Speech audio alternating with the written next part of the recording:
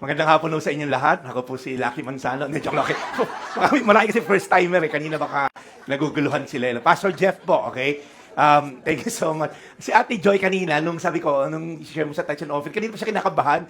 Kasi Jeff, hindi ko alam mo lang sasabihin. Ngayon, ang dami mong sinabi, nakakatawa. Ang dami na bless. Tumaas yung tights. Ang dami ngayon, hindi na magta-tights. Nagbigay lahat, okay? Okay, mag-alala, malapit na po yung envelope natin sa mga hindi nakakapagbigay. So, thank you so much for joining us this afternoon. We have few first-timers. Nakita ko kanina, mga na-meet ko lang niya sa Green Hills last week, alright? CJ, tama? CJ and si Maui, together with their two kids. Nakita ko tambay lang dyan eh. Sabi ko, doon lang kayo tumambay sa may libre pang pansit. Okay, so, ang dami yung nagdala ng pansit kasi pampahaba ng buhay. So, yung mga nasa online, na malapit lang dito sa Annapolis, para sa libreng pansit, pumunta ka dito. Okay, so, well, anyway, so, medyo nakakalungkot lang yung mga news lately, ano? Nakikita ba natin, ano, yung shooting and all. Parang, dati pinapanood ko lang yan sa Amerika eh. Every time may mga shooting sa Amerika, sabi ko, buti hindi nangyayari sa atin. But it only took one incident and then nagkasunod-sunod na. And let's just continue praying sa mga eskwelahan natin dahil dapat hindi ganyan yung bata, ano? Hindi natatakot pumasok sa school, di ba? But nonetheless, yung isang kaibigan ko, yung anak niya lagi nasa sa cellphone, saka sa mga gadget, pinadala ko nga ito kay Wick, saka kay kala Patrick eh. Alam niyo, there was this study na ginawa sa brain ng bata. 11,000 children. Eh, ito kasi isang naging source daw because of too much exposure sa mga games, Roblox and all. Naku, yung mga anak ko, buti, wala pa kaming pambili ng gadget nung araw nung bata pa sila. Ngayon, dami kong pera, ayaw naman bumili ng gadget. So, sino gusto ng gadget? Under your chair, check nyo. Check nyo. Okay, may mga surprises akong alikabok dyan. So, there was a study done to 11,000 children and they found that pagka lumagpas ng 2 hours screen time per day, luminipis yung cortical tissue ng brain. Alam niyo yun?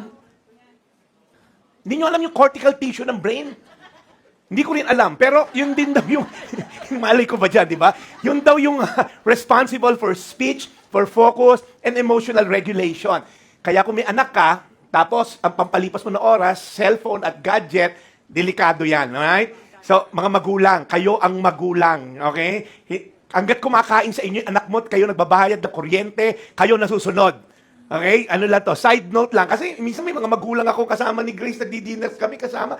Yung anak nasa iPad, nasa, pakainin mo. Paso hindi kakain yun eh. Kasi nasa iPad. Gusto ko pakain yung iPad, yung gano'n. Sabi ko, sino nasusunod? 2-year-old lang yan. Sila nasusunod. Paano pa pag nagbinatayan gusto mag-drugs? Wala kang magagawa. Gusto mag-premarital sex sa girlfriend? Wala kang magagawa. Hello, kaya tayo parents, you were given the wisdom to raise godly children. Sabi ng mga bata, ba't ba sinama pa ni Pastor yan? Anyway, kaya ako kasi sinabi yan, kasi tinanggal kasi, nag-start sa America and sa Western countries, noong 1962, pinagbawal nila pagpe-pray sa church, sa school. There was this court, Supreme Court of America, na unconstitutionalized daw yung pagpe-pray ng certain religion. Nakaka-offend sa ibang religion. 1962 bawal magdasal. And you know what happened? Ayan, nakakapatay ngayong mga bata. And sad to say, kung sa atin, tatanggalin natin si Jesus sa picture, that's what's gonna happen. That's the reason why this is all important, right? We want to have God into the picture. Kaya pag sinabing, ito yung mga sa News America, God isn't fixing this. Yung problema raw sa Amerika, walang kinalaman si God. Hindi kaya ni God ayusin itong mga problema na to. Hence, we're having this series called Unfiltered. And here's the question. What if the God you know isn't the God who is? Right? What if yung Diyos na pagkakakilala mo sa Diyos, hindi pala siya yon? Have you ever met a person, nung naging magkaibigan kayo, lumalim na relasyon nyo, hindi pala siya ganon, di ba? Either for better or for worse yung nalaman mo. But what if the God you're serving, the God you come to church to and worship, actually isn't the God who is in the Scripture? And we all have a picture of God, right? It's not always what's revealed in Scripture, sad to say, right? So, we're gonna have this series, Unfiltered, God without distortion. Maganda to, because sometimes, listen up, sometimes our experience becomes our theology. Alam nyo, lumaki kami, mahirap. Si Lord, galit sa mga mahihirap. Something like that. Alam mo, yung nanay ko, pinagdasal namin, gumaling sa cancer, namatay. Malupit yan, Diyos na yan. Sometimes we box God based on our experiences. Now, look up on the screen. Sabi ni A.W. Tozer, one of the most respected theologians, what comes into our minds when we think about God, right, is the most important thing about us. Ibig sabihin, pag sinabi, ano pagkakakilala mo sa Diyos? Ay, nagbe-bless siya ng mga kotse at bahay. Yun ang pinakamahalaga sa'yo. When you are asked, what do you think about God? Ay, si God, malupit yon kasi hindi gumaling yung nanay ko sa cancer. That's the most important thing about you. Na si God is a healer or something like that. So, sometimes we box God based on our wounds. We interpret His character based on our experiences. We based on our desire. So, listen up.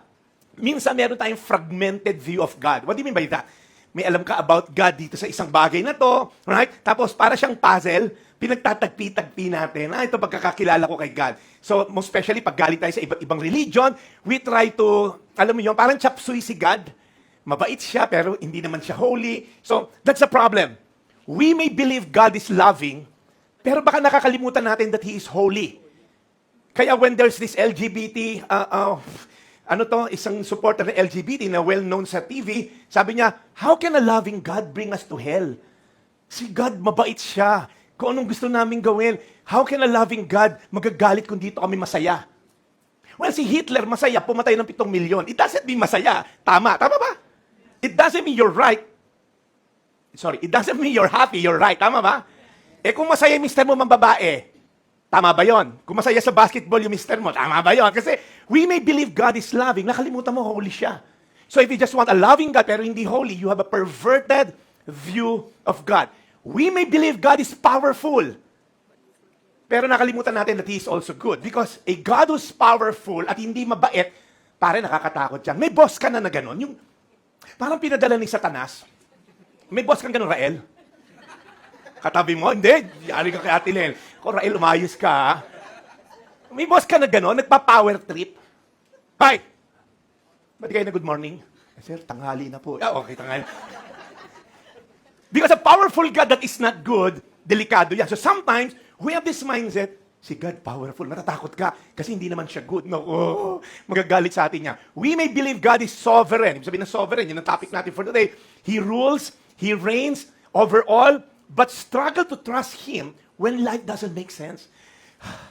Lord, ba't ako pa nagka-cancer? Ba't yung nanay ko pa ganito? Ba't yung tatay ko iniwan kami? So we sometimes think and believe that God is sovereign, pero we question His ways and what's happening in our lives that doesn't make sense. Some of you believe that God is just, pero nagagalit tayo when justice does not happen according to our timetable. Ba't hindi pa nakukulong yung mga maleta boys?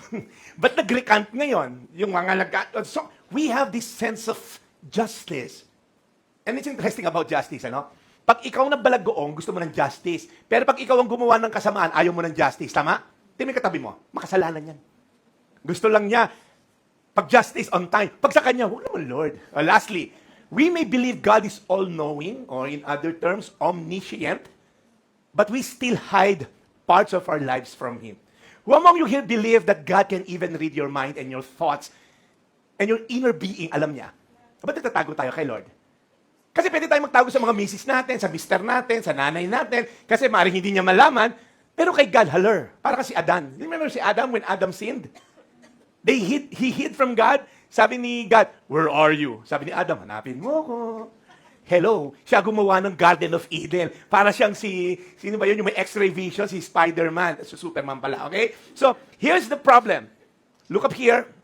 We tend, ay, taray, may bagong transition si Pastor. Ang ganda. Okay? Gawa ko yan. Ang yabang no? We tend to reduce, we tend to reshape, we tend to redefine who God is. According to our experiences, according to our preferences. Hindi naman siguro masama yung mag-live-in, Pastor. Kasi, modern day lang ngayon, Pastor That's your preference. Is it biblical? Pastor, culturally, ano na kasi ngayon, Pastor? Pwede na maglaro yung mga lalaki sa babaeng sport. Namumblema WNBA ngayon, di ba? Dahil hindi nila ma-define what a woman is, di ba? Hindi nila masabi kung ano yung W sa WNBA. We tend to reduce, reshape, redefine, okay, based on our fears, wounds, assumptions, rather than receiving Him for what the Bible says who He is. Look up on the screen. Before the mountains were born, or you brought forth the whole world, from everlasting to everlasting, everybody say, you are God. That's in Psalm 90 verse 2. Before pa na-create lahat, He is already God. Who created God? That's the timeless question. No one created God. Kasi kung may nag-create kay God, then mas may powerful sa Kanya. Are you listening? So this week, for the next 10 weeks, we're gonna have this study of the different characteristics of God. Exciting ba kayo? Ang umabsent, kukunin ni Lord. Hindi, joke lang. Pwedeng umabsent dito, okay? Kaya may natakot na yung mga Ferrero. Si Joshua, done. Once a month lang tayo rito, okay? Mga taga-Pangasinan po kasi, okay lang kayo mag-online, okay? So, hindi ko kayo nahanap dito weekly. Ito, yung mga taga-Kainta, ito, Antipolo, yan. Pag hindi ko kayo nakita next week, okay? Lulubog kayo ng baha, okay? Mga taga-Valenzuela nga lang dito kahit baha. But seriously, look up here. For the next 10 weeks, we're gonna journey through the different characteristics of God. May tinatawag na 20 sets of characteristics si God, yung tinatawag na communicable, ibig sabihin yung senior niya sa atin, and incommunicable. Incommunicable, hindi niya senior sa atin.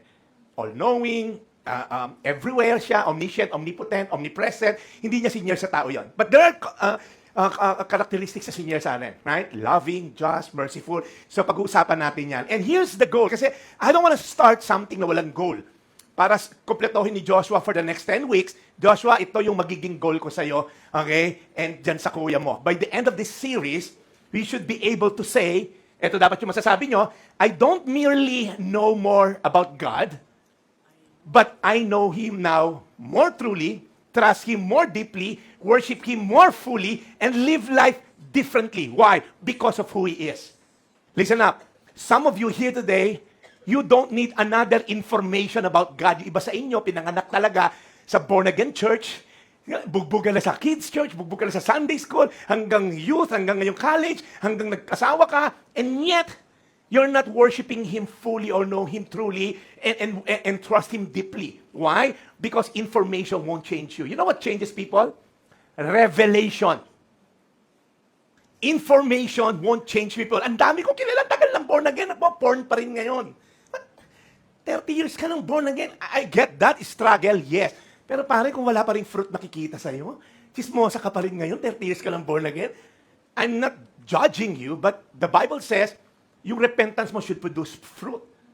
In fact, you will be known by your fruit. Tingnan mo yung katabi mo. Mukha ba may fruit yan? Pastor, tulog eh. Tingin ko yung fruit niya tulog din, okay? So, be careful that hopefully, listen up, hopefully, when we end this series, by 2028, ang tagal na, 3 years pala tong series. Ang tagal. Okay? We will not just say, alam mo, I know God. No. We're not just gonna know God. We're gonna know Him truly, trust Him deeply, worship Him fully, and we're gonna live life differently. Why? Because of who He is. Hindi dahil sinabi ni Pastor Jeff. Hindi dahil sinabi ng ganito ng leader ko. No. Because of who He is. Are you excited? Oh my gosh, salamat sa tatlo. Nababalik next week. Pinaghandaan ko na matindi yung introduction ko sa inyo. Very compelling yung tension ko. Tapos tutulugan nyo ako. Kausapin ko dali mga sa online, kahit tulog yan, okay? Nakaka-on yung mga video niyan. So, today we're going to talk about the sovereignty of God. What does it mean pag sinabing sovereignty? Alright? When you say sovereignty, it means that He is the one reigning king. Maraming mga king, pero siya yung supreme king. He has supreme power, authority, even when our lives feel completely out of control, He is still in control. Amen? Now, look up on the screen. Sino rito may hawak na remote control sa bahay?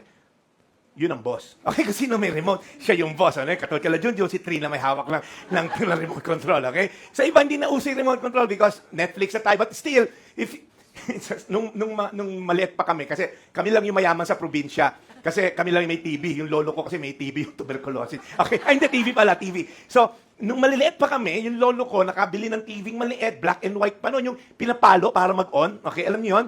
Yung mga may edad dito, alam mo yung Rael, okay? Tapos yung antena, hahanapan mo kung saan may signal. So, oo, yung paggabi na yung... Pero kami, mayaman kasi kami, kahit na 70 show, may remote control na yung TV namin. Ang galing, pag pinindot mo, lalapit yung TV, malilipat mo. Okay, so... May mga cabinet pa yon para nalalak ng lolo ko. Radio Welt ang ano noon. Hindi makarelate yung mga ibang mahihirap dito. Okay, so kami pong mayayaman kasi nung araw. Joke lang. Nakikipanood lang kami, okay? So yung TV, okay, kung sino may hawak ng remote, yun ang may authority. And here's the thing, we instinctively, right, want to be in control. Napansin niyo yun? Gusto mo kinokontrol. Future ng anak mo. Anak, doktor lahat ng mga tito mo, lolo mo, kapatid ko, kailangan mag-doktor ka. Eh, naging konduktor ng bus. Parang na-offend ka, di ba? So, we want to be in control. You know why we want control? We want control because control makes us feel safe. Are you listening? When we can control the outcome, we can sleep well at night. Correct? Pag na-manage mo na yung paperworks, nasubmit mo na yung kailangan reports ng boss, I can sleep now. Whenever we're not in control, we don't feel safe. We don't feel peaceful. We always cram because we feel hindi tayo in control. When people believe they can influence an outcome, uncertainty becomes easier to tolerate. Now, here's the thing about control. You're never in control. There's what we call illusion of control. Yung illusion lang yan na you're in control. Pag sakay mo elevator, hindi ka nga may control. Kung ano, sa bababa, pwedeng masira yan, di ba? So when you say illusion of control, there was a researcher by the name Ellen Langers, I think it was in the 1960s, she did a classic experiment on the illusion of control of people. And here's the thing, sabi niya, people can overestimate their ability to influence outcome that are actually objectively outside their control. So a test was done sa loto. Maraming ginamit na test. And one of the tests, mamimili ka na number sa loto.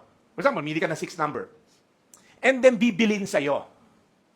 And then there's another lotto ticket na randomly binigay lang sa'yo. O ito, ticket. Binebenta nila na mas mahal, 4 times higher, yung lotto na pinili nila. Kasi feeling nila, tatama to.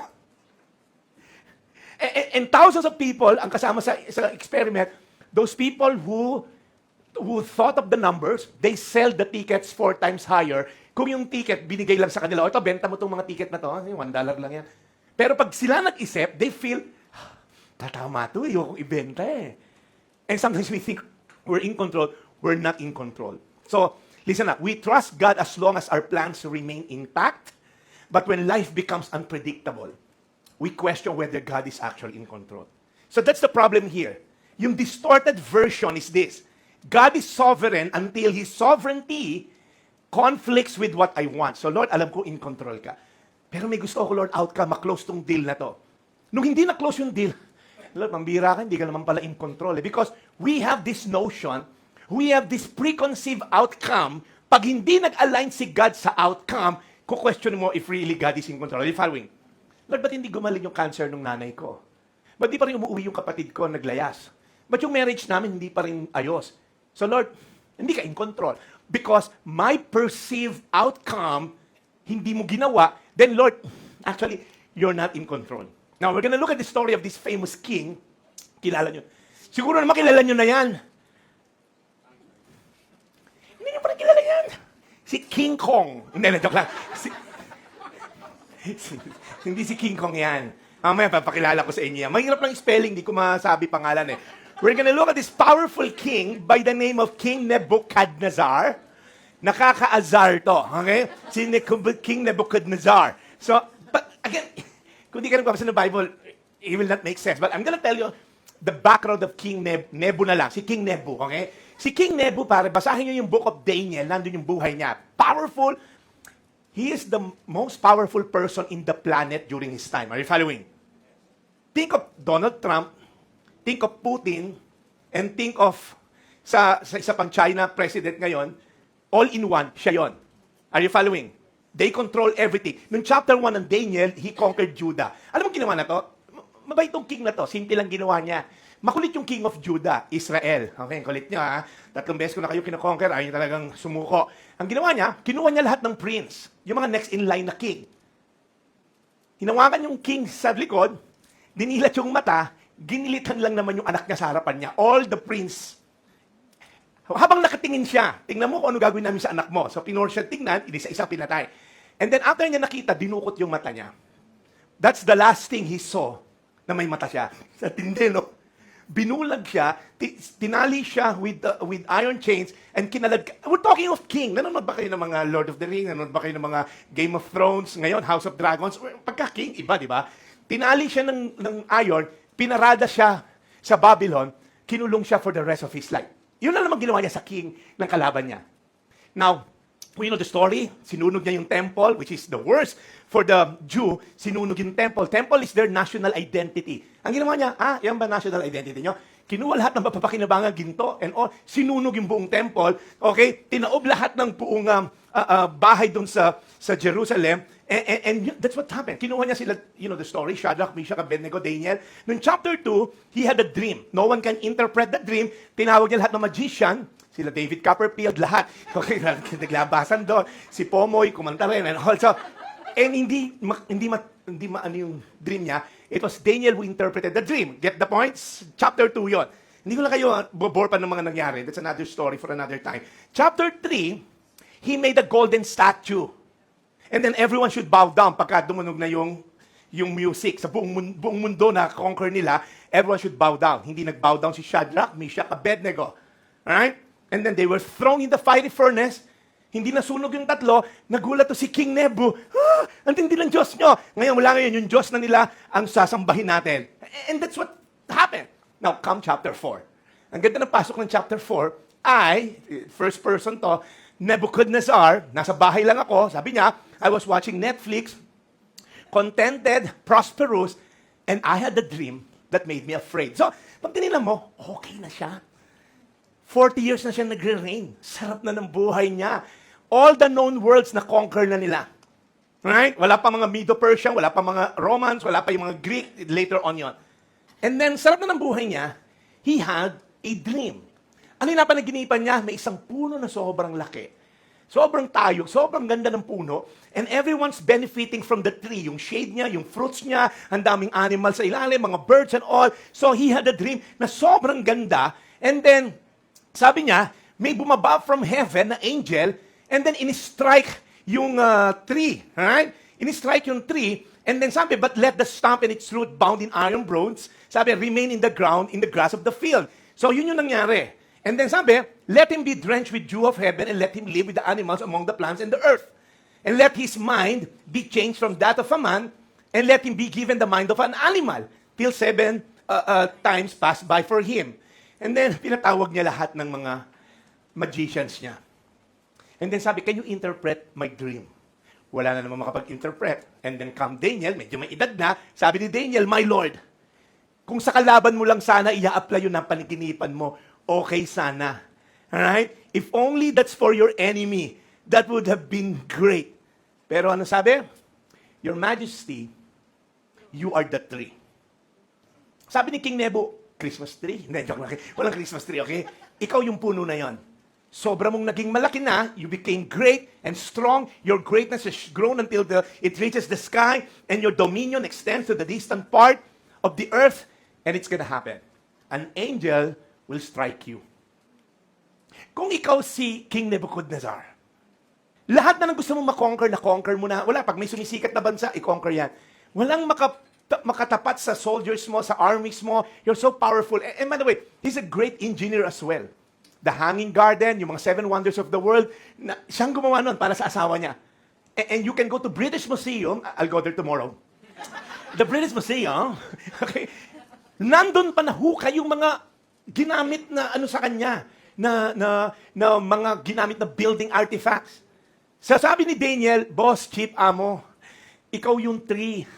You will be driven away from the people, and you're gonna live with the wild animals. Kakain ka ng damo, boss, and ox, and you'll be drenched with the dew of heaven, and 7 times will pass by. We don't know kung 7 years yan or whatever. And until you acknowledge, meron naman sinabi, until you acknowledge that the Most High is sovereign all over the kingdom and gives them to anyone He wishes. Now, look up at the screen. Binigyan naman siya ng way out. Boss, sorry, sad to say, sa'yo mangyayari yan. You're gonna be like an animal. Ha? Tapos, sabi ni Daniel, boss, please, accept my advice.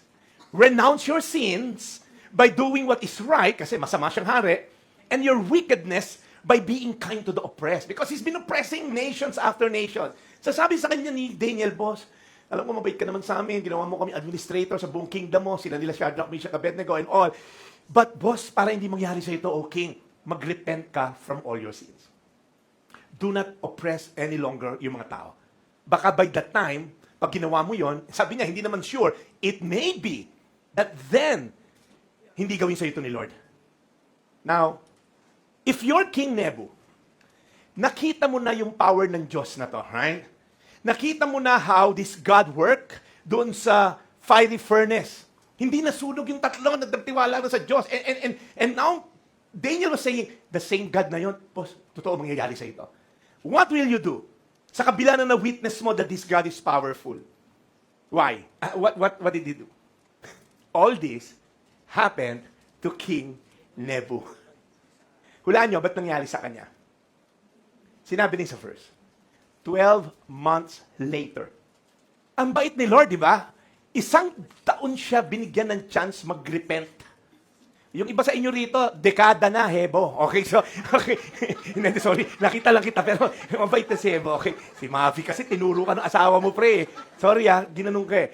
Yung iba sa inyo, taon na bibilang. Hebo, doon ka nga gumawin. Sisilaw ako yung ilaw nasa tapat ng ulo mo eh.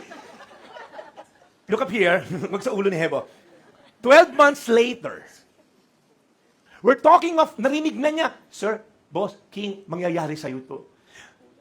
Please, if you really please, sundin mo lang ako, boss. Magsisi ka sa mga kasalanan mo. Baka hindi gawin yun ni Lord. Now, look up at the screen. As the king was walking on the roof of the royal palace of Babylon, alright? Sabi niya, it's not this great Babylon. Yabang niya, di ba? Is not this the great Babylon? Look at the words. I have built as the royal residence by my mighty power and for my glory, for my majesty.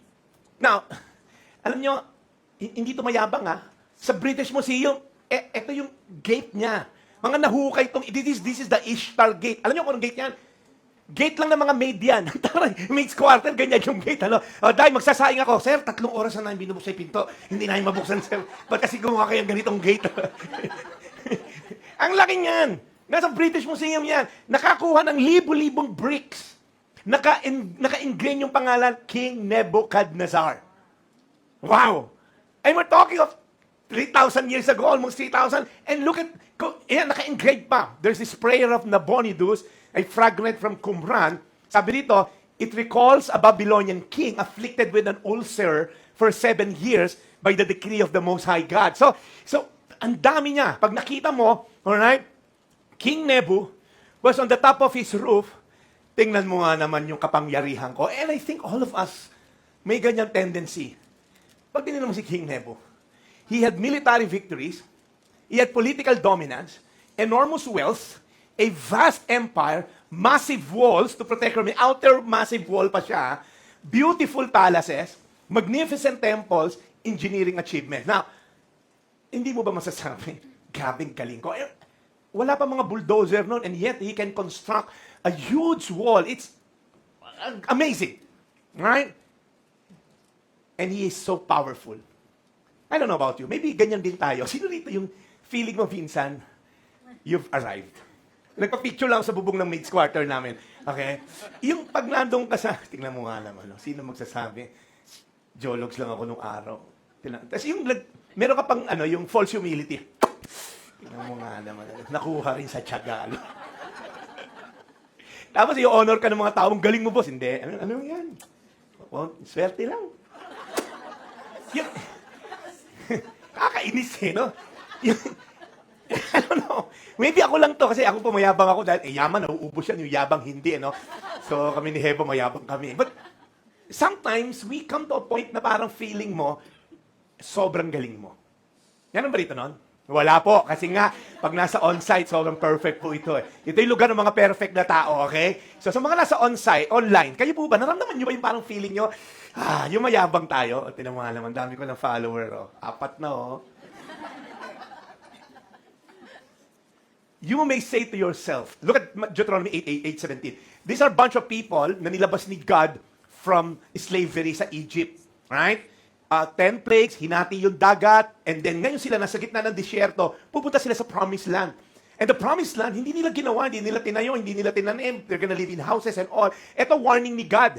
Baka warning sa inyo to. Sabi dun ni God, pagdating nyo na sa magagandang lugar sa promised land, you may say to yourself, my power and the strength of my hands have produced this wealth for me.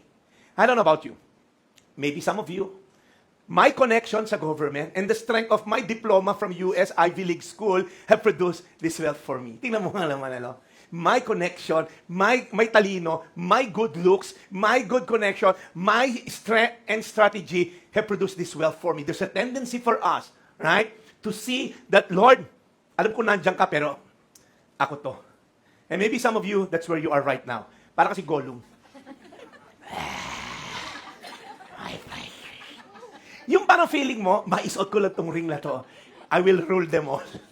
Anybody here, you feel like, there's a specific area na kailangan ko lang to and then I'll be okay. Ito na. Tapusin na natin tong first point. Habang nasa bibig pa niya yung words, again, a year passed by and he was looking at his achievement. Habang hindi pa tapos yung sentence, even as the words were on his lips, a voice came from heaven. Wow. Alright? Ano yung sinabi doon? Okay? Nasa lips pa lang niya. God rules over all. That's our first point for this afternoon. Nasa first pa lang tayo. 15 minutes na lang ako. Alright? Buti na lang yung anak ko yung timer. Anak, i-adjust mo yung relo. So, look at the screen. First point, God rules over all. Akala ni King Nebu, he's the one who's in control. He's the one who controls everything. Hindi niya pinakinggan yung dream niya, in-interpret ni Daniel. A year passed by, ang sabi lang sa kanya, boss, magsisi ka sa kasalanan mo. Huwag mong i-oppress yung mahihirap. Baka hindi gawin sa'yo yan ng Diyos namin. Hindi totoo yan. Now, look at the screen. This is what is decreed for you, King Nebu. Your royal authority has been taken from you. So, an angel came, all right, and spoke to him. Your royal authority has been taken from you.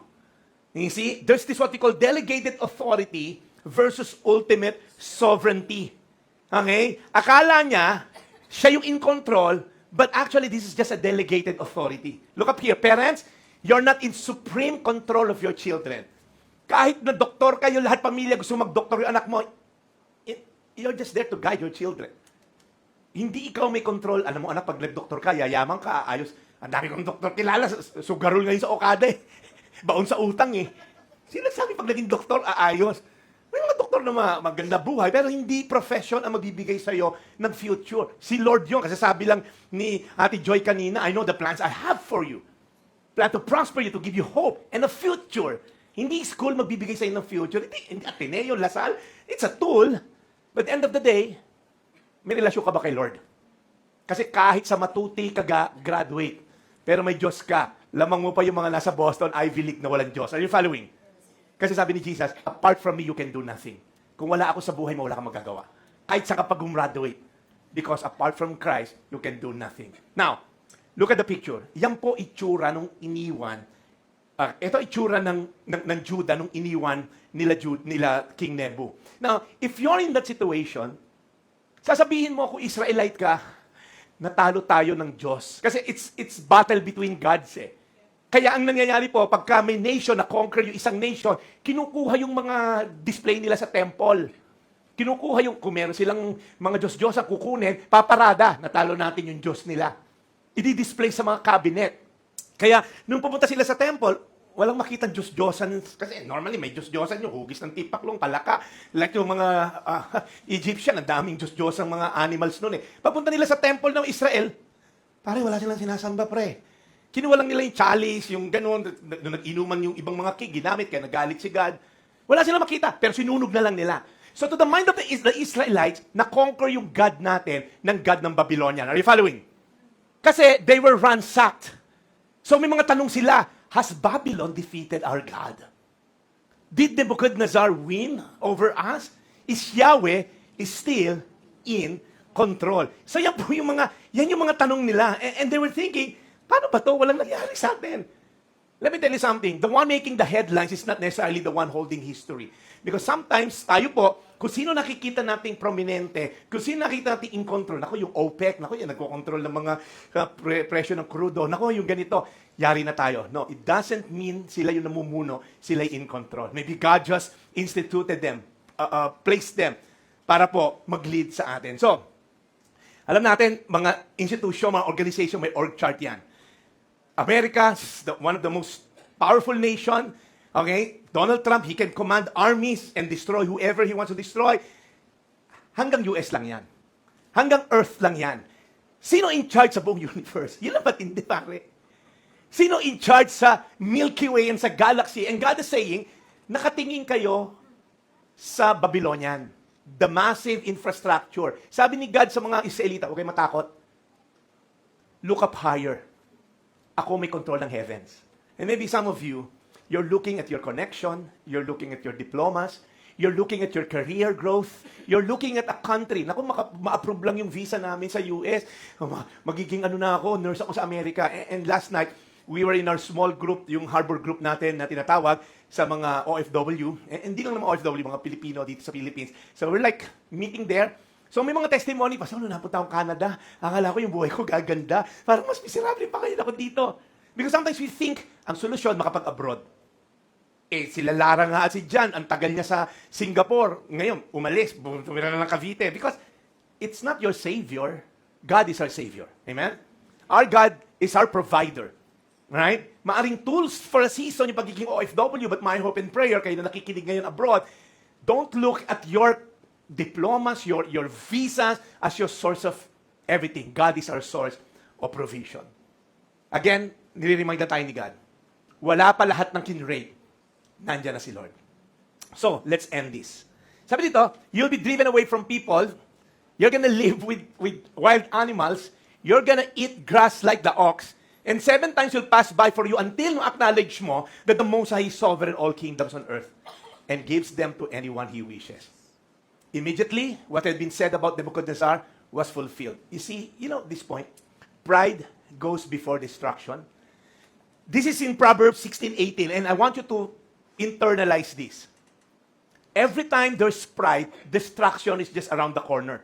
Pag yumabang ka, ikaw pinakamagaling na pickleball player, pinakamagaling na tennis player, pinakamagaling na basketball player, ikaw pinakamagaling na inhinyero, pinakamagaling na pastor. Whenever you feel prideful, distraction is just around the corner. Kung laging kabuntot ng pride, distraction. Have you seen a marriage destroyed? May isa ron or both prideful. Every time we counsel married couple, kung may isa lang willing magpatawad, kaso parehong mataas ang ihi. Parehong ayaw magpatawad. Naku, pastor, kung kilala mo lalaki na yan, si Satanas, kampon yan. Sabi ng mister, nga, ikaw yung anak ni Satanas, di ba? So mag-ate tayo. So talagang kung may isa lang magpapatawad, mas okay yung marriage. But you see, every time there's pride, distraction follows. A haughty spirit, you know what follows? A great fall.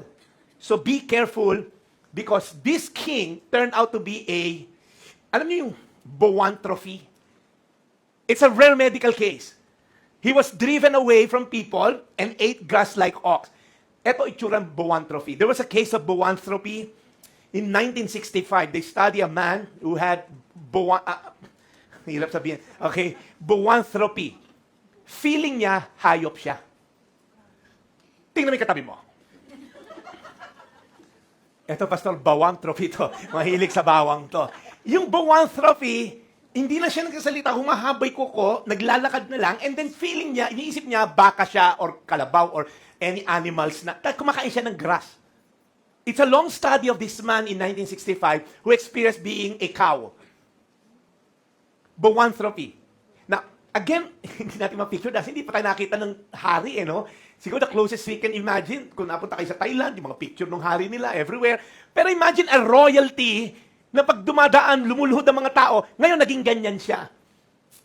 Naging hayop because of pride. Grabe, no? You see, when you say sovereignty of God, divine sovereignty means God's absolute right and power to do all that He wills. Everywhere, all the time. Pag sinabi ni Lord, gusto ko yan. So if you're here today, and feeling mo, God is not in control, God is still in control. Question, what have you allowed to become so big in your mind that God has started looking small? Pastor, yung cancer, hindi ko talaga. Pastor, yung problema ko sa marriage ko at sobrang laki. Pastor, gigising ko sa umaga ito. Pastor, nagkakaroon ako ng anxiety and depression kasi hindi ko alam. Parang umiinit na yung climate change ba o whatever. Hindi ko alam. Ano yung nagdudulot sa'yo ng fear? What have you allowed to become so big na si Lord lumiit? Hindi natin masisi kasi nung araw yung Diyos mo nasa panyo, nakaprint. Yung Diyos mo naka-display, dinadamitan mo ng kung ano, basketball player, bumbero, kaya parang si Lord, kailangan kong damitan, nakahubad. Nung bumaha, ang daming Diyos-Diyosan na kailangan iligtas. So, kung ikaw yung may cancer, sandali, yung Diyos, binaha. Hindi naligtas. I'm not trying to be funny, pero if that's your God, how can He save me? But our God has the universe in the palm of His hands. Ganun kalaki yung Diyos natin. Sabi mo sa katabi mo, our God is big. Bigger than your problem. Next question, what person or problem or institution or circumstances currently feels more powerful to me than God? God rules over all. Point number 2, as I end, the number 1, God rules without rival. Kasi sabi ko, si God may kalaban, may lumalaban kay God, si Satan eh. Hindi kalaban ni God si Satan. Sa Book of Job, si Satan nagpapaalam kay God. Oh, ano, pwede ko bang saktan yung anak mo si Job? Parang siyang tuta na merong list. Oh, wag mong sasaktan, ha? Okay, hindi ko na ano yung anak mo, hindi ka kinilalaban. O gusto mo, saktan ko lang, pero hindi ko papatayin. O, wag mong papatayin, ha? Hindi yung contest, God and demon. Hindi kalaban ni God si Satan. Alam na niya ending niya, pupuntang impyerno throughout eternity si Satan. At the end of the time, sabi ni Nebuchadnezzar, I raised my eyes. Now, look up here. He was looking down sa kanyang kayabangan. Ito yung mga alipin ko. Ginawa siyang hayop na nakatingin na lang siya sa ground, nanginginain, and now he look up. When he raised his eyes towards heaven, ibig sabihin, nag-sorry siya, his sanity was restored. Gabi, no? God opposes the proud. Kaya alam kong humble ako eh. But gives grace to the humble. Okay? Sa mga hindi kilala, Grace po pangalan ng misis ko, okay? Kaya alam kong humble ako. So, kung mayabang ka, kalaban mo si God. Sino ito feeling mo kalaban mo si God? O, mayabang ka. Kasi si God, ang trabaho ni God, kinakalaban yung mayayabang. Pag tinawagan si God, oh God, kumusta ka? Anong ginagawa mo dyan sa langit? Eto, kinakalaban ko yung malalaban dyan sa lupa, yung mayayabang. He opposes the proud, but He gives grace to the humble. He humbled Himself. We're talking of the most powerful person in the planet. We will never accomplish maybe 10% ng kanya na-accomplish. Never. Sobrang vast ng kingdom niya. And yet, He was reduced to an animal, nag-sorry siya, and then ito ending, pare. Ito may ending. I praised the Most High. What? Hindi mo nga siya pinansin for 1 year eh. I honored and glorified Him who lives forever.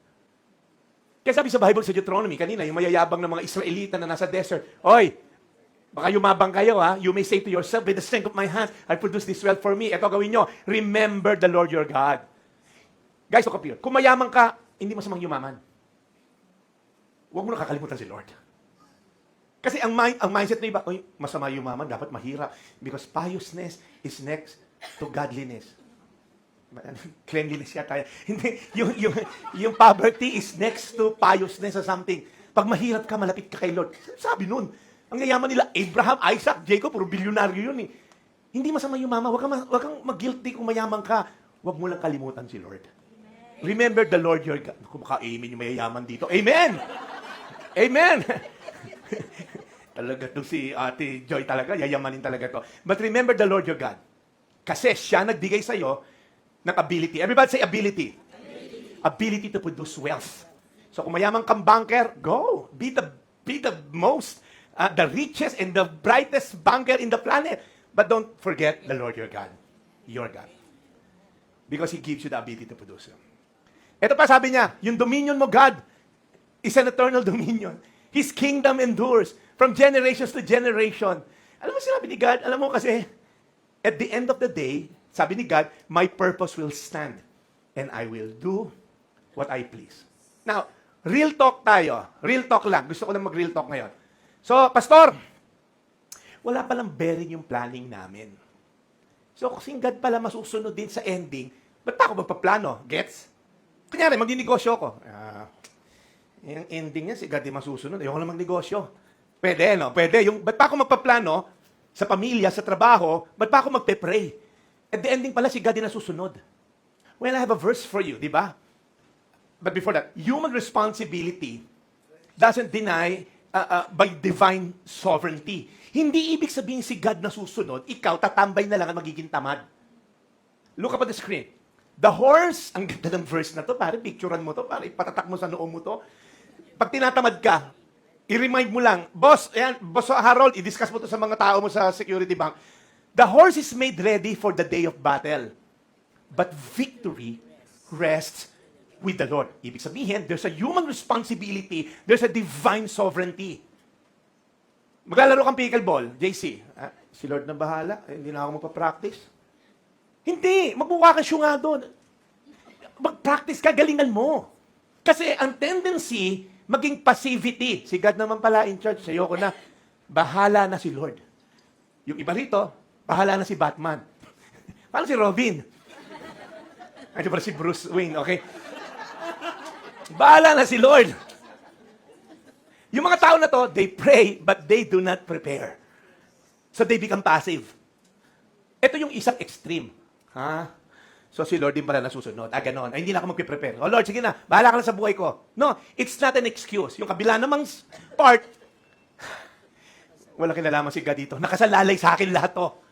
They prepare, they strategize, they work, they plan, they save, they're organized. Walang God sa picture. So one extreme produces passivity and being lazy. The other extreme produces pride and anxiety. So Pastor, how do we merge this? Paano yung human responsibility and relying on God's sovereignty? Well, number one, okay, gawin mo yung abot na makakaya mo. Prepare the horse. Ang sabi na iba sa inyo, Pastor, wala kaming horse eh. Hindi pa nag-gets. Pastor, paano wala kaming kabayo? Mukha lang kabayo yung tatay ko, pero wala kaming kabayo. Ibig sabihin, gawin mo yung kaya mong gawin. Estudyante ka, mag-aral ka. Hindi pa pwedeng, si God pala yung purpose niya. Hindi na ako magpapasok. No, mag-aral ka. At tatay ka, magtrabaho ka. Sino naghahanap ng trabaho? Pero nakahilata ka lang. Alam mo, sabi ni Pastor, God will provide. Ano, kakatok yung ano? Meron ba naghahanap dito ng trabaho by chance? Walang ganon. So, sino naghahanap ng trabaho? Bibigyan ko yun ng trabaho. Sa lunes na lunes din, maghanap ka ng trabaho. Yan trabaho mo. Okay, may trabaho ka na. Okay? So, thank you, Pastor. May trabaho na ako. Maghanap ka ng trabaho. Listen up. God's sovereignty is never an excuse for irresponsibility. Hindi excuse na sovereign si God, magiging irresponsible na ako. No. God's sovereignty is never an excuse for being lazy. Hindi pwede sabihin ng soldier, God will give us the victory daw. Huwag na natin i-prepare yung kabayo. No, you still have to prepare the horses, you sharpen the sword, you train the soldier, you go to the battlefield, you make a plan. Kasi minsan over-spiritualize natin yung irresponsibility. Lord, bigyan mo akong trabaho. Lord, alam ko you will provide for me. Lord, sabi mo, ayusin mo yung marriage ko. Ayaw mo naman mag-sorry sa asawa mo. Lord, alam mo, bibigyan mo ako ng magandang marriage. Nagpi-premarital sex ka. Anong marriage naghihintay sa'yo if you don't honor the marriage bed?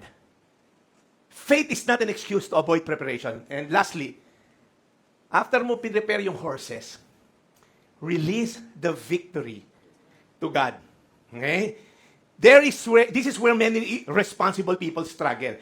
We prepare the horse, and when they try to control the battle. Ang ginagawa natin kasi, okay, sabi sa Proverbs 16:9, in their hearts human plan their course, but the Lord establishes their steps. Ang ginagawa natin, listen up, gusto natin masunod yung outcome natin. Pinrepare ko yung kabayo, okay, yung kabayo ko, dadagdagan ko, ganito, ganyan. Walang prayer involved. You know what, as a pastor, I can preach faithfully, but I cannot change your heart. At the end of the day, it's God who opened the heart of people. You can raise your children faithfully, Helga, but you cannot control every decision na gagawin ng mga anak mo. At the end of the day, we cannot deal with them 24/7. So Harold, Jamie, the only thing you can do for your children, model before them the love for God, the fear of the Lord. At the end of the day, yung mga classmate niyan, pag inalok ang anak mo ng drugs or ng premarital sex, you just hope and pray. You've inculcated so much love for God and fear of the Lord na pag wala yung magulang ko, ba't ako makikipag-sex dito? Boyfriend ko pa lang to, Lord. So, meron siyang takot sa Diyos. May puhunan siya. Hindi yung, wala naman nanay tatay mo, nasa abroad, pupunta ako dyan sa bahay. Okay. No, alam niya na may Diyos na kahit wala magulang ko, kasama ko siya. Your hope and prayer that you have so much deposited love for God and fear of the Lord sa anak mo na pag inalok ng drugs sa college, alam mo yung katawan ko kasi is the body, it's the temple of the Holy Spirit. Ba't lalagyan ko ng drugs, ng vape, ng premarital sex? No. Wala naman nanay mo eh. Kahit na nandyan yung Diyos ko. You cannot control the outcome. But I believe the Lord is with you. Sabi ni Paul, I plant the seed, my disciple Apollo waters it, but only God makes it grow. Let's end this. Faithfulness is our responsibility. Fruitfulness belongs to God. Maging faithful ka lang sa pagpe-parent. Magbubunga yan. Nung malilit pa yung anak ko, parang, paano kaya lalaki to? Ganito. Yung apply ng rod, yan. Oh, and lumaki namang maaayos. You just believe God will do His part. But you have to be faithful. Fruitfulness is a byproduct of faithfulness. Just be faithful, the Lord will bring the fruitfulness. The horse is made ready for the day of battle. But victory rests with the Lord. Lastly, ito yung question for number 2. What disrupted plan has made me wonder whether God has lost control? Mag-abroad kami, magmamigrate kami sa Canada, hindi na-approve yung visa, yung working visa. It's a disrupted plan. Right? So, number 2, can I trust that God's purposes remain secure even when I cannot understand His methods? Alam ko, iba hindi nakikita. Magpe-pray tayong magkaroon ng TV dito, okay? So, umorder na ako sa Lazada, no? So, hinihintay ko lang yung 50% off, okay? So, magti-TV tayo dito na 12-inch monitor yung pinakamalaki. So, can I trust God's purposes? And then lastly, let's just tapusin lang natin kasi alam ko overtime tayo pero marami nung may birthday. Tapusin natin. God rules.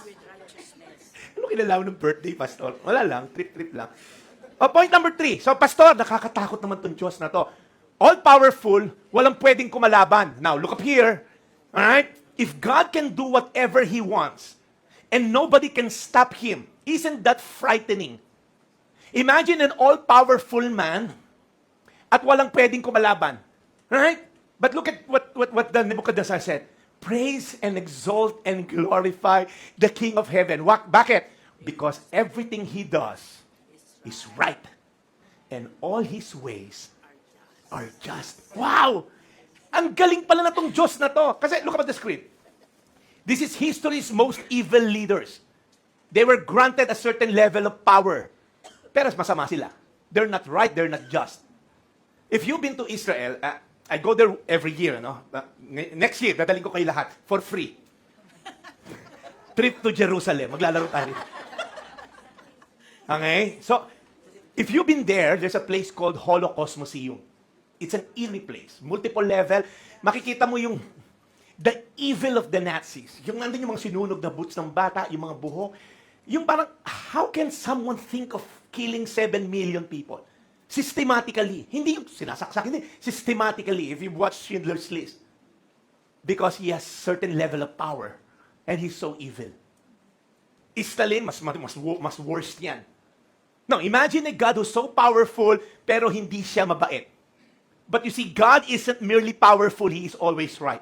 He's not just unstoppable, He is a just God. So God's sovereignty cannot be separated from God's character. See, God po has absolute power, also possesses a perfect righteousness. That's what makes this God so good. That's what makes God's sovereignty a good news. God never wakes up moody. Hindi, bad trip to. Mainit ulit-ulo ko ngayon, daming taong makasalanan. Gawin pala ka lahat ng Taga-Luzon. Hindi ganon. Hindi si God yung gigising, mababad trip. Parang nauso yung vape. Ang daming nag-aaksaya ng katawan at pera sa vape. Sunugin lahat ng Mindanao. Hindi siya ganon. He never wakes up moody. God never abuses His authority. God never makes a corrupt decision. God never says, oops, mali yata ako doon. No. He's never bribed. He never manipulated. He's never emotionally unstable. Hello. He never morally compromised. His wisdom is perfect. His goodness is perfect. His justice is perfect. His knowledge is perfect. Kaya, all those who walk in pride, He's able to humble. Gabi to, no? Gabi yung ending na tong prideful king na to. Nebuchadnezzar realized, even yung kahibangan ko na ako in control, it's not. Even that, God gave him the opportunity to be humble. You see, listen up. Minsan, alright, tinatanggal ni Lord sa kahibangan natin na we're in control. It's actually a rescue. If you love your child so much, yung kamay niya papasok na sa electric fan, hindi mo ba sasabihin, ay, stop. Hindi kasi mauubos yung kamay niya, di ba? And sometimes God is like that, stop. Tigil mo na yan. He intervened out of love. Because pag pinatuloy mo pa, ikamamatay, ikakasira ni Nebuchadnezzar. And Nebuchadnezzar ended up writing that edict and honoring God in all His ways. At first, that sounds harsh, but what God actually is doing is, concerned ako sa'yo. And as I end, we're gonna sing this song. Our inability to understand an action does not automatically prove the action lacks wisdom. Listen up. I'll end with the story and then we're done. There was this child who's gonna undergo an operation. So yung part ng, magang-magana puro, nainana yung part of her stomach. And nai-infect na yung buong katawan ng bata. Are you following? Now, the girl is like 4 years old. Nung tinitingnan niya yung tatay niya, ba't hinahawakan pa ako ng tatay ko? Bakit parang kakutsaba niya yung mga doktor? Ang tatalim ng dalata. Hindi niya naintindihan. Bakit hinahawakan siya ng tatay niya? And then, oh anak, everything will be fine. Siraulo ka, daddy. Papatay na ka ng mga doktor na to. Because inilabas na yung kutsilyo, yung scalpel. Now, the doctor just needed what they call precision cut. Just enough size para malabas yung infection so that she will live. Are you following? But some of you here today, and maybe watching, ayaw mong pagalaw. Nasanay ka na lang sa pain. Actually, you're living in that pain na parang, okay na ako dito. At least hindi nang bababae asawa ko. At least, minumura lang ako. At least, hindi mo silang bababae, pero at least, binibigay yung sweldo. And sometimes we have come to a point na tinotolerate mo na lang yung mali, and God is telling you, I need to cut that because eventually it will kill you. So the lack of wisdom sa sarili mo doesn't mean that the one who's going to operate lacks wisdom. And maybe some of you here today, you're in that situation. May gustong tanggalin sa'yo si Lord. Yung kayabangan mo, yung lust mo, yung pride mo. You know why? Because may plano sa'yo si Lord. Akala mo masaya na yung buhay mo, mas maganda dyan yung plano ni Lord. Ano sabi sa Bible? You can't even imagine what God has in store for us. Di ba masaya ako sa boyfriend ko? Hindi mo na imagine yung marriage that God has for you if we make this right. If you're a student, you have no idea at all what God has in store for you. Meron kang preconceived outcome, mag-graduate lang ako rito, maging doktora ako, gaganda buhay ko. You don't know that. But if you trust God fully, if you surrender your life to God, even if it hurts, nakitigil mo yan. Because we're like King Nebu at times. We think we're in control. Every time you do something outside of God's will, you're a King Nebuchadnezzar. You are prideful and think, I don't need you. I can handle this on my own. But today it's gonna end. Because God's rule is righteous. Surrender is safe. At the end of the day, when I surrender, whatever I'm doing na mali right now, Lord, ikaw lang nakakaalam. When you surrender it to God, you're gonna be safe.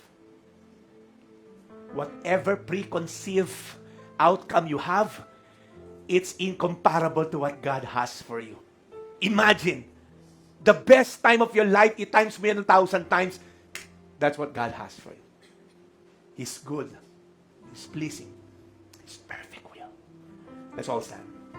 Lord, we know na we all have Nebuchadnezzar in our lives.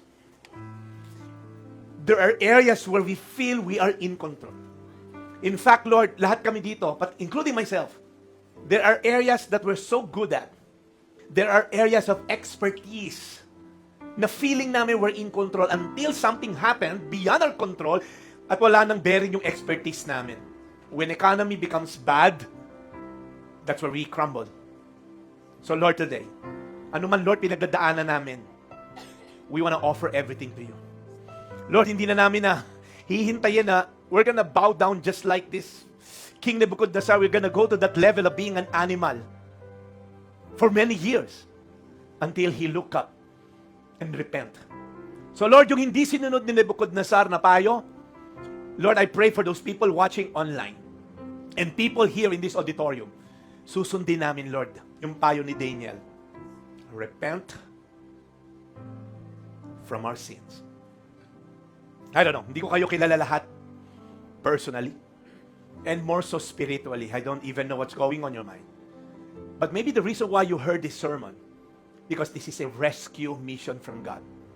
God wants to rescue you from your illusion of joy, from your illusion of happiness, from your illusion of control. And maybe God is saying, anak, if it's not aligned to my will and to my ways, it's gonna destroy you. For the wages of sin is death. That relationship will end in death. That marriage will end in death. Not physically maybe, but spiritually, emotionally. So if that's you today, bow down your heads, close your eyes. Lahat tayo, yumuko. Yung hindi sinunod ni King Nebu, susundin natin ngayon. We're gonna repent from our sin. So if you're watching this, and you're in this auditorium, no one looking around, you wanna say, Lord, I'm sorry. I'm full of fear because I thought I was in control. Or maybe some of you, wala ka pang realization na you're thinking you're in control. But this preaching opened your eyes and your heart to repent. So if that's you, can you just raise your hand and say, Lord, I'm sorry. I thought I was in control. Just no one looking around, just raise your hand. As a sign of surrender, as a sign of admittance, Lord, I'm sorry. Nagsisisi po ako, Panginoon, dahil I thought I was in control. Lord, pinipilit kong kontrolin yung outcome. At pag hindi ko nakukuha, nababad trip ako, napufrustrate ako. Because you're telling us, anak, because you're never in control. I am in control. Lord, you're the beginning and the end, the Alpha and the Omega. Anything that happened in between, you are in control. Lord, we are never in control. We can't even make our white hair black kung hindi namin kukulayan. So we're never in control. It's just an illusion. So Father, right now, we ask that you bless us with this heart, Lord God, of surrender. Just like King Nebuchadnezzar, Father, we look up into heavens and say sorry for the things that we handle it our own ways. We're sorry, Lord God, for the things na we thought tama pero mali pala. We're sorry, Lord, pinangunahan ka namin outside your will because we think it will make us happy. Lord, your goal is not for us to be happy but to be holy, because without holiness, no one will see the Lord. So the goal is not to be happy but to be holy. So Father, right now we ask that you bless these people raising their hands. Lord, refresh them. We rebuke the spirit of fear, the spirit of lies, kasi they've been believing this lie. Gawin mo to, sasaya ka. Gawin mo to, yayaman ka. Gawin mo to, tama yan. Pero Lord, if it's not according to your will, those are lies from hell. So Father, right now, as we are raising our hands as a sign of surrender, Father, please, your grace abounds in this place. You said in your word, you oppose the proud, but you give grace to the humble. Father, right now, as we humble ourselves before you, Panginoon, tulungan mo kami, Lord God, makabangon muli, makaahon sa aming pagkakamali. Tulungan mo kami, Lord. And as we are raising our hands, your grace overflows. Sa mga tao, Lord, nanonood ngayon online, I pray that you're gonna touch their hearts right now. You're gonna touch them, Lord God, in a special way. Father, right now, your grace abounds even sa kabila ng screen na to. We thank you, Lord, for your precious gift of grace. And right now, we repent. And we ask that you bless us. Just like King Nebuchadnezzar. Praise be your name. When I was singing the song, I was just reminded of a question. What fills your life today? What is one thing that keeps filling your mind, your soul, your heart? I don't know, kanya-kanya tayong desires. But what is that one thing that fills the emptiness in your heart? Only to find out the following day, the following week, it's empty again. And you just keep running and longing, different person, different hobbies, different car to buy, different shoes. And it fills you for a moment. But you're like a broken jar who keeps on dripping and dripping, and kakatapos mo lang, you find yourself empty again. The story of that woman on the well, the Samaritan woman, is a classic story. Her life was filled with longing for love from an opposite sex. She had 5 husbands. The one she's with is not even her husband. So you just keep counting numbers. Dagdag lang, iba-ibang lalaki. But she was never filled. until she encountered Jesus. Because I believe some of you here today, you're like a broken jar who's trying to look for something to fill you up, but laging kulang, laging bagong high, because you'll never be fulfilled by any created beings. There's this emptiness in all of us, including myself. That emptiness can only be filled by Jesus Christ Himself. So maybe you're here today for a reason. Maybe you're watching this for a reason. Your life has always been on a constant quest to be filled. But let me tell you something, you will never be truly be filled by anything but only by Christ Himself. So magdadasalan tayo ngayon, because just like King Nebuchadnezzar, he had everything, and yet his pride kept him from seeing God for who He truly is. Remember, our goal for our series is not just to know this God, but to have a revelation of who He truly is. He came to fill your jar. He came so that you will no longer be empty. That's why He said, I am the way, the truth, and the life. It's only through Him we will find life. Let me pray.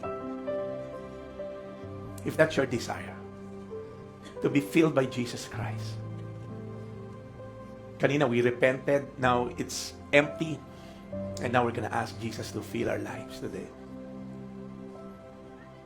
You'll have a desire to know Him, reading His Word, praying. And maybe that's the reason why you're here. Habang lahat po nakayuko at nakapikit, and maybe you want to invite Jesus into your life. You may be a Christian for the longest time, pero you keep on seeking other fulfillment apart from Christ, and maybe you run dry. Maybe this is the reason why you're here.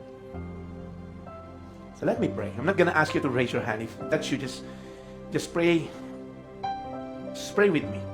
Lord Jesus, fill me today. Lord Jesus, come into my life. Ang dami ko nang hinanap, but I keep on looking for more. Because only to find out, it will never satisfy me. A boyfriend, a girlfriend, a son, a wife, a husband will never satisfy me. Because only in You, we find fulfillment. We find peace. We find joy. So Lord Jesus, would You come? Fill us today. Holy Spirit, come. Fill us today. Lord, we're not rushed by programs. We're not rushed by this service. Lord, we want to wait on You. Lord, we want to seek You. Lord, buksan mo yung puso namin. Ang tagal na namin naghahanap. Ang dami na namin sinubukan. Pansamantala, masaya, pero laging kulang. Lagi kailangan ng bago, ng latest, na mas maganda, mas malaki, mas magandang tumunog, mas malinaw, mas mataas ang pixel. Lord, we've been pursuing a lot of things. Pero Ikaw lang pala, Lord, ang solusyon sa aming pangungulila. Kaya Lord, today, whatever we feel like is giving us sense of fulfillment na hindi Ikaw, tanggalin mo, Lord, yung desire. Remove the desire for those things, Lord God. That if we seek You first, Your kingdom, Your righteousness, all these things, Lord, will be given to us as well. Lord, hindi Ka naman killjoy. Hindi mo naman kami gustong mag-isa. Lord, You want the best for us. But first things first, seek first Your kingdom, Your righteousness, Lord, Your kingdom first. So, Father, right now we repent because we've been filling our schedules. We've been filling our calendars. We've been filling our lives with temporary things, with temporary joy, with fads. Ano ba uso ngayon? Ano ba yung latest? And we just keep on scrolling and scrolling and buying, and we'll never be satisfied. So Lord, today, patawarin mo kami. We have placed a lot of idols in our life. Akala namin husband namin ng idols. Akala namin wives namin ng idol. Lord, Ikaw ang aming solusyon sa aming pangungulila, kung ano man yun. So Lord, today, fill us. Fill us today, Lord, by Your presence. At Lord, wag naman sana dito lang sa lugar na to na magkakasama kami, namin maramdaman.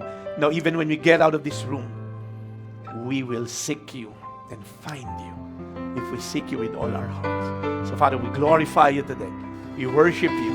And everybody say, Amen, Amen, Amen. Come on, let's give God praise. Praise God. Are you blessed this afternoon? Wow. Sinakto ko lang na alas 6 para 6 o'clock prayer habit. Okay. Taray. Nagsisimula pa lang. Anyway, natutuwa lang po ako na magkakasama tayo dito and even those people watching us online. I guess it's more than just a program. I do hope and pray. Happy birthday, Gabby. I do hope and pray that you're gonna encounter God in our fellowship, right? So, can I just pray for the birthday celebrants? Si John, si Gabby, si Ate Phoebe, who else? Si Riz. Hi, Riz. Pagpe-pray ko lang kayo. And because madami nagdala ng pagkain. So, uubusin natin yan, right? Lord, we lift up to you our birthday celebrants. We lift them up. You said in your word, Lord God, na you are the source of life. You're the way, the truth, and the life. So Lord, yung buhay na pinapamuhay nila ngayon, Lord, we just declare not just abundant life, but life that is full of joy and peace and contentment, quality and quantity of life, Lord God. You said in your word, Lord God, that through wisdom, your days will be many and years will be added to your life. I pray for Ate Bibi, for John, for Riz, for Gab. Thank you, Lord God, for everyone who's celebrating birthday today. We pray that you bless them with a great heart, with a joyful heart, with a heart of gratitude for another year. Bless them indeed in Jesus' name. Amen.